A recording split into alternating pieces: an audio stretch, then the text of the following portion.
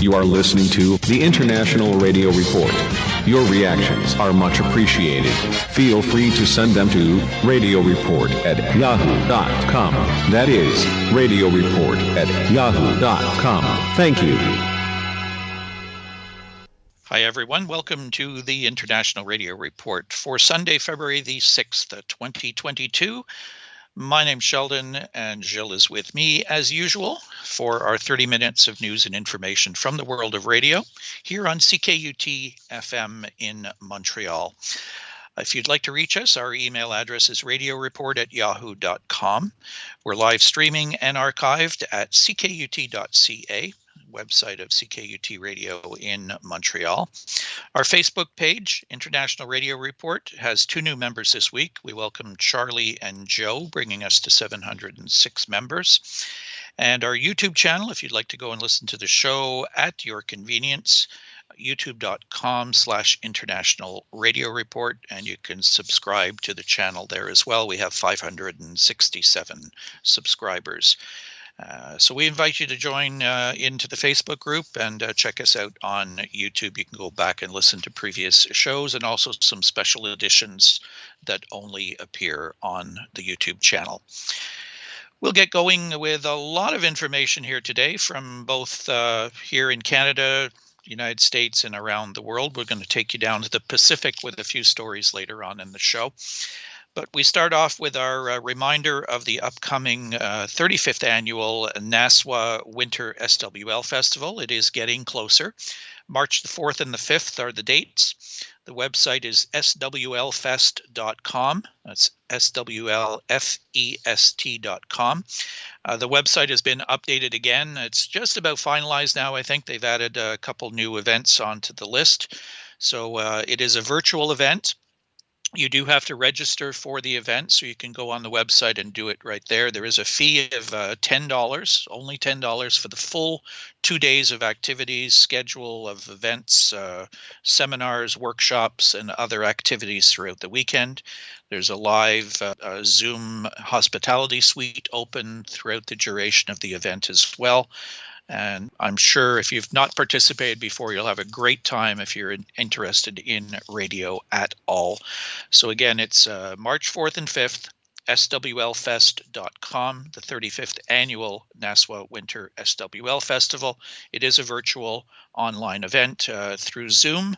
So get all the details at the website, and don't forget to go register. It's the only way you can participate. Next Sunday, we have a special day coming up, and we'll be marking it here on our show.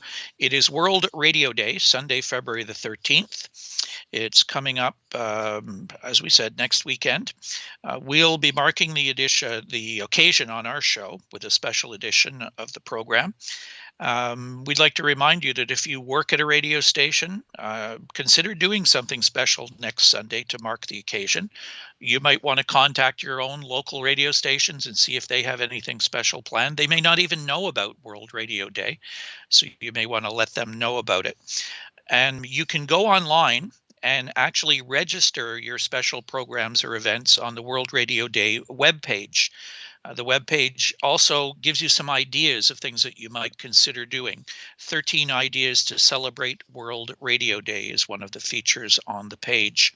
The opening statement says that radio continues to be one of the most trusted and used media in the world, according to different international reports. The theme of the 2022 edition of World Radio Day is devoted to radio and trust. Now, celebrations will be going on throughout the day. It is a UNESCO event, and they're calling on radio stations worldwide to celebrate this being the 11th edition of the event and to celebrate more than a century of radio. It's divided into 3 main themes: trust in journalism, and they're telling you to produce independent or high-quality content; trust in accessibility, taking care of your audience; and trust and viability of radio stations to ensure competitiveness. The United Nations also has a special page devoted to it, so you can check both of those out. We'll put up the links, but just do a search for World Radio Day, and that will bring you to the various pages. And looking at those 13 ideas is quite handy and helpful to give you some ideas to do something to mark the special day. I'm not sure what we're going to do yet, but we'll come up with something for sure. So check out our show next week. Sweden got something coming up special for World Radio Day, the Swedish DX Association. This was passed along by Christer Brunström through World of Radio.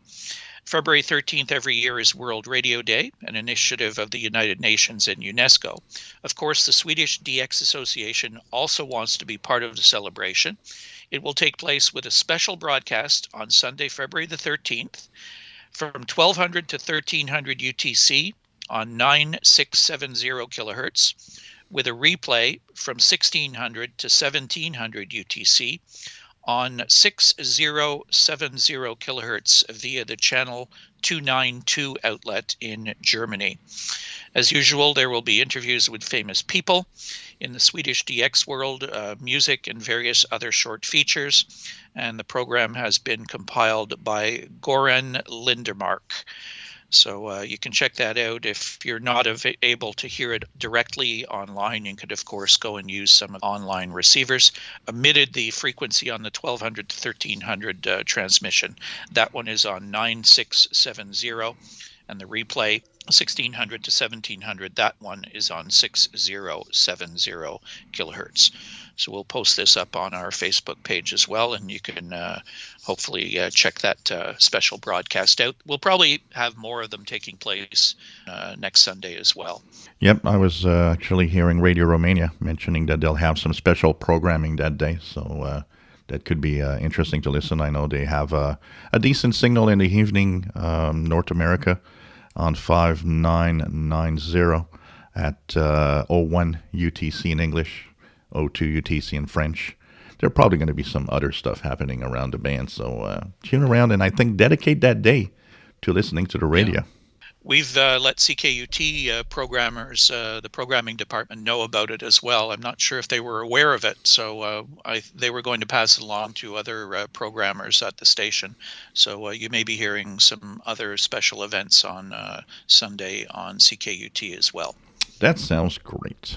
So more talk on music stations. Is it a winning strategy?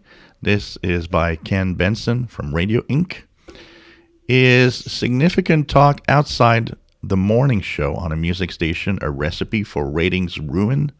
The PPM results from several major Canadian markets indicate more talk on a music station is a winning strategy. Since the inception in 2010, 102.3, now radio in Edmonton, has been the number one radio station in the market nearly every single ratings period, and these extraordinary audience figures have made Now Radio Edmonton number one billing station. The Now Radio format doesn't fit into an existing format box. So what is it? Musically, it's a kind of a hot adult contemporary, but plays a lot of 80s and 90s gold, and then, occasionally, they throw in something completely unexpected. On a recent listen, I heard Garth Brooks' Friends in Low Places, Steppenwolf's Born to be Wild, or even Black Sabbath's War Pigs. Strangely, it all works. Now Radio's unique music strategy is only a portion of its winning formula. Now Radio's commitment to its audience is unmatched. It began by promising to answer every text, which was no easy task with over 1 million texts received in its first 18 months. Today, Now Radio promises to give you as much music and conversation as we can. In fact, the station continues to drive home its Join the Conversation slogan. Now Radio's conversations are led by its hosts, not DJs. The hosts are real, honest, and without hype. You won't hear them read liner cards or endlessly plug value-added promotions, nor will you hear them say the station's name. Station IDs are handled by the station voice. Now has set the stage for its hosts to deliver content in every break and in every part of the day. When listening to Now, it feels like the hosts can say whatever they want, whenever they want, and talk as much as they want. Pattison Media, now radio's owner, introduced a similar format at 101.5 Today Radio in Calgary 3 years ago. Like Now Radio, Today Radio is consistently the market's rating leader. The group has incorporated many of Now Radio's winning ways into its music stations throughout the nation. And other broadcasters have taken notice of Pattison's success. And more Canadian music stations are quickly adding more multi-person shows and increasing the personality code. For instance, CFox in Vancouver added a 2-person afternoon show to complement its top-rated morning show last summer. In the U.S., 2021 saw Q99.7 in Atlanta expand its content commitment by adding the 2-person Jade and Mo Drive show, and Z100 New York followed the trend by adding Maxwell and Crystal to afternoons. Rocker KISW in Seattle has been a market leader for years with its talk-intensive BJ and Meg's morning show and its 4-person afternoon show, The Men's Room. Great radio stations have always been a result of what happens between the records, and based on the Canadian PPM ratings, re-emphasis the personality on music radio is a winning strategy. You know, I think that is a very good strategy. I tend to listen more to stations that have a mix of music, but also with DJs or people that talk about radio music and that can entertain you in between songs. It is much more entertaining than just music all the time. And having local people, too, I think is important. There's a lot of syndicated stuff out there, which doesn't really have any local content to it. So having local people, live people in studio, interacting with the audience, DJs or hosts, as they're calling them, who know the city, know what's going on in the city, they know the people. I'm putting this challenge out to Montreal radio right now because we don't have anything like this. Nope. And we desperately need something to shake things up in Montreal. Virgin Radio, hello guys, your ratings stink. You're dropping constantly. Do something. Shake things up a little bit. Look at this. Stations in Montreal are famous for copying what other stations are trying to do. So totally. Why isn't somebody copying this? I'd really love to see something like this happening here in Montreal. Our friend Mickey Delmage out in Edmonton, he's been telling me about this radio station in Edmonton for a long time, and I think I know why now. It sounds like something that a lot of us would like to hear coming out of the radio, and the numbers are showing that it's working. And you know what? That will bring people back to radio that might not be there because, let's face it, what's the difference between a station that plays music 24 hours with pretty much nothing else and just a few ads from a streaming content on the web? Same thing. It's just that it's on the radio and people will go on the web because at the web they'll have what they want. Here, you get personalities, you get talk, you get stuff that you don't find on the web that much. Exception to the rule with the SiriusXM subscription I've noticed that they are embarking on stations like an 80s station that I listen to that is driven with DJs that talk, that give you little tidbits of, artists and the inside story of a song. And, we want that. And we want that on the radio also. Yeah, I'm the same with SiriusXM. The station that I'm tuned to mostly is run by little Steven Van Zandt from Bruce Springsteen's band, and a record producer and actor, author. I mean, he's into everything. And his station is called the Underground Garage. And it's a mix of 50s, 60s pop music, rock music, up to new music included as well. But like you said, every show has a DJ. And it's a DJ who knows music, knows even some of the artists. They're older DJs. There's some guys that are in their late 60s, early 70s, who were big-time personality DJs in the past. And he's brought them back onto radio on Sirius. And it's really, I really enjoy listening to it. And so it looks like it's working with these Western Canada stations and moving into some stations in the East and down into the States as well. So I think it's a good sign. Let's hope it keeps going. Now, how this story has grown in the past few days is really quite amazing. And I had to put this story into the show today. For any older listeners to our show out there who remember the TV show WKRP in Cincinnati. Anyone in the radio industry watched this show religiously. Many of them referred to it as a documentary more than a sitcom, because they recognized people, the characters in their own stations that they worked at and people that they came across in their careers. Sadly, one of the main characters on the show, Dr. Johnny Fever, played by actor Harold Hesseman. Harold Hesseman passed away this past week at the age of 81. This comes from the Associated Press.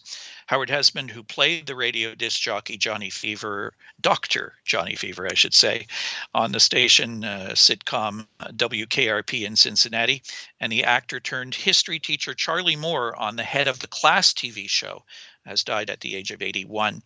He died Saturday in Los Angeles due to complications from colon surgery, his manager Robbie Cass said on Sunday.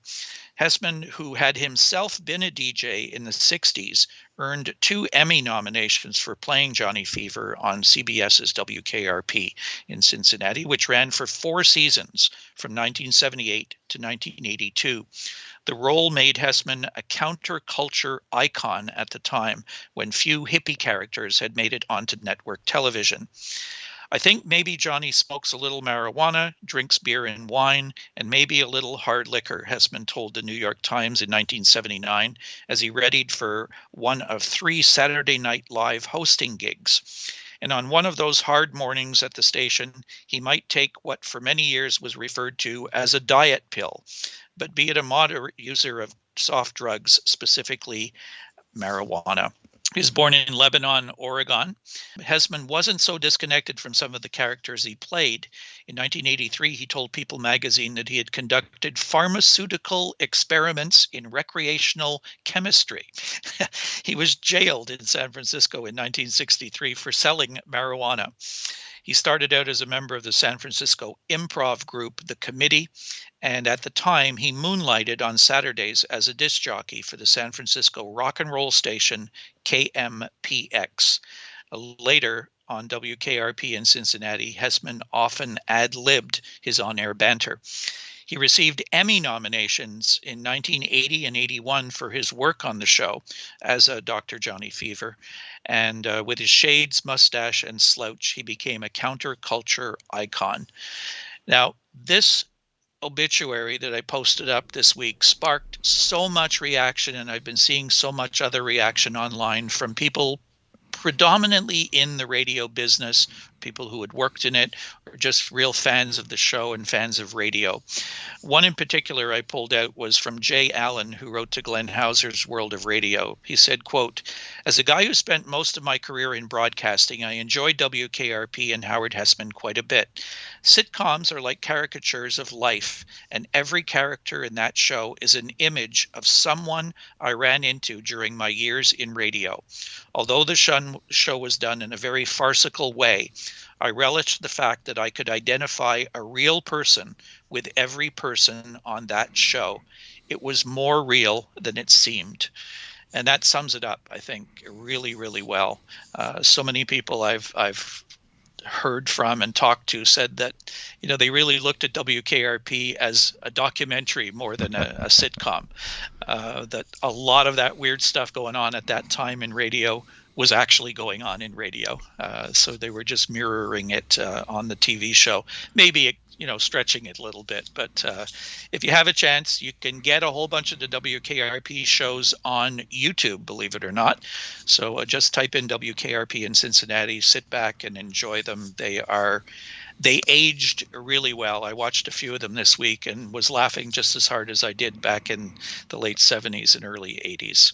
Of all the sitcoms, you have one here and there that a very strong character just stands out, and forever it's going to be part of your life. Your brain it's just there. And Dr. Johnny Fever is one of that. It still strikes me today, and I still remember. So what's happening with the sun? It's actually having quite a few sunspots again. There are some flares almost every day, minor flares, but it's bringing a lot of little brushes of solar wind from the coronal mass ejections. So through the week, We had, every day a few hours of good conditions mixed in with a few hours where conditions deteriorated, and we had minor geomagnetic storms at times, unsettled conditions. That's pretty much what we expect to continue for the week to come. Some info from Solar Cycle 25. From a different point of view, we were talking how it's rising faster and that it could be a big solar cycle. There's a article on space weather says, for much of the past year, the space weather community has been buzzing about the strong performance of young Solar Cycle 25. Every month, sunspot numbers seem to blow past official predictions. This means we're about to have a strong solar maximum, right? Not so fast, cautions Dr. Ron Turner, an analyst at the Answer Research Institute in Virginia. It might be too early to anticipate a strong solar cycle, and they're showing a graph where they put solar cycle 24 and 25 start together. And he says solar cycle 25 is doing something interesting. It is mimicking old solar cycle 24. I took sunspot numbers from the early days of 24 and overlaid them on solar cycle 25. They're almost a perfect match. So this is significant because solar cycle 24 went on to become the weakest solar cycle in a century. Its hot start did not lead to a strong maximum. I'm not saying that solar cycle 25 will likewise be a dud, but rather these early sunspot numbers are not enough to guarantee a strong cycle. So there's a solar wind flowing from a minor coronal hole that might actually brush with the geomagnetic field today on February 6th. And we have a sunspot number count of 84, the solar flux 127. Let's try to keep that up above 100. It's always nice and the higher bands are open. And the best thing to do is to turn on that radio and listen. This is Glenn Hauser. You're listening to the International Radio Report. 30 minutes of radio news and information every Sunday morning on CKUT 90.3 FM in Montreal and online at ckut.ca. Now, you've got a bunch of little stories all coming from the Pacific region of the planet. So Yep. You may want to group all of those together. I think they're all quite interesting. So there's there's the Amateur Radio in Tonga Emergency Radio Society of Great Britain GB2RS News Team via Mike Terry to Glenn Hauser's World of Radio. Many radio amateurs have expressed concern over the situation in the Kingdom of Tonga after the eruption of the volcano. The IARU Region 3 representative says that amateur radio in Tonga is difficult as there are currently no HF operators and few transceivers in storage. An emergency communication network may be set up in the amateur radio service in the future. Operators have been asked to keep IARU Region 3 emergency frequencies clear. They are 3600, 7110, 14300, 18160, and 21360. Amateurs may maintain a watch on those frequencies, at least when propagation is open to the region. And a related story, Solomon Islands shortwave update via Brian Clark of World of Radio. I've been in dialogue with Martin Hadlow, who had been the World Radio TV Handbook collaborator for Solomon Islands. At my request, he has been in touch with SIBC, and he has just had a response from the SIBC in Onyara. Their medium wave transmitter is on and working okay. The problem is with the Japanese manufactured transmitter on shortwave. I think the one transmit runs both 5020 and 9545 frequencies. The Solomon Island Broadcasting technical team is getting advice from the Japanese manufacturer. The equipment came back on the air briefly a few days ago, but it's off again now. They are working as hard as they can to get it fixed. So let's hope that the Solomon Islands gets back on the air. Radio Symban, Australia, on air since the late 90s. Radio Symban is based in Sydney, New South Wales, and it was established aiming to serve the Greek community of the city. The station is being heard by DXers, many using SDRs online in Australia, on 2368.5 kilohertz approximately. So that's something to maybe take a listen to. Might be a hard one here in North America, but taking some online SDRs near Australia, you might actually get a little signal there. And finally, there's Radio Vanuatu back on the air on shortwave. This is via Manuel Mendez, World of Radio. Vanuatu, 5040 kilohertz. Radio Vanuatu, Port Vila, 0753 to 0802 UTC, heard on February 2nd. English comments, mentioned Vanuatu, music, ID at 800 UT, and Radio Vanuatu, 7 o'clock news, fair signal. So good news to see that a lot of the Pacific Islands seem to be activating or reactivating some shortwave signals here. Kind of makes you wonder if the volcanic eruption in Tonga might have sort of sparked some people to get up and try and get things working again, realizing that radio is going to be an efficient way to communicate. Seeing that other things like cell phones and internet and all those things were down. Radio is the fallback. And if they weren't working, well, maybe this will jolt them into getting the work done that needs to be done to get them back on the air. So we have upcoming AM radio contests. Looks like another busy weekend coming up. We'll run through these quickly. First off is the YBDX RTTY contest. It's a 24-hour contest, 0000 to 2359 Zulu, March 12th. It's organized by the Organization of Amateur Radio in Indonesia. It's running on bands 3.5, 7, 14, 21, and 28 megahertz, and it's radio teletype only. You've got the RSGB Commonwealth Contest organized by the Radio Society of Great Britain. That's 10 Zulu March 12th to 10 Zulu March 13th. The bands are 3.5, 7, 14, 21, and 28 megahertz, CW only. There is the AGCW QRP contest, 1400 to 2000 Zulu March 12th. That one is organized by the German Telegraphy Activity Group. 80 through 10 meter bands, no work bands, and it is all modes, but it is low power only, QRP. There's the Oklahoma QSO Party, 15 Zulu March 12th to 21 Zulu March 13th, organized by the FMT Frequency Measuring Test Group, K5CM. Bands is all bands and all modes. The EAPSK 63 contest, organized by the Union of Spanish Radio Aficionados, 1600 Zulu March 12th to 1600 Zulu March 13th. That is a PSK 63 mode contest. The bands are 10 through 80 meters. There's the Idaho QSO Party, 19 Zulu March 12th to 19 Zulu March 13th, organized by the Pocatello Amateur Radio Club. Modes, phone, CW, and digital, or any combination. Bands, 160 through 10 meters. No work bands. The North American Sprint RTTY, 2300 March 12th to 0300 Zulu March 13th, organized by the National Contest Journal. It is 80, 40, and 20 meters only, and it is RTTY only.